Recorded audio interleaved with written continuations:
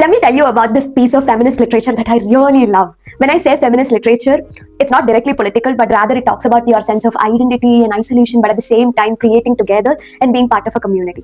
I am, of course, talking about I Who Have Never Known Men by Jacqueline Hartman. The book makes you think about morality within death and hope in the face of dismay and uncertainty. One thing that stayed with me from the book was how little actually it is explained in terms of world building. All we know is there are 40 women imprisoned in a bunker, but we never really know why they are imprisoned or what happened to the world outside. So that uncertainty and that discomfort is something that we as the readers also have to sit with, just like they do.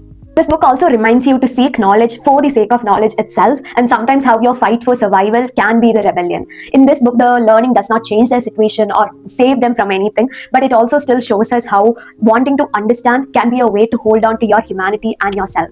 When I say the book is not political, any literature is political and this is no exception. You can clearly see that in the way the women's bodies are written within the book. They age, they get sick, they die, they take care of one another, which goes on to show how their bodies carry time and memory, and care becomes something that they share in spite of having very little else.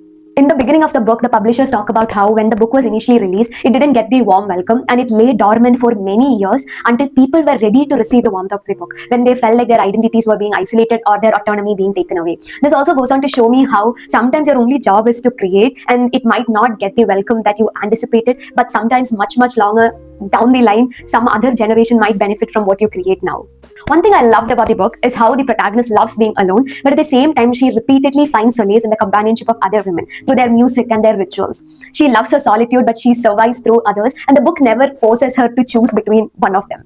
There were so many quotes in the book that really moved me, but I want to read two of them for you.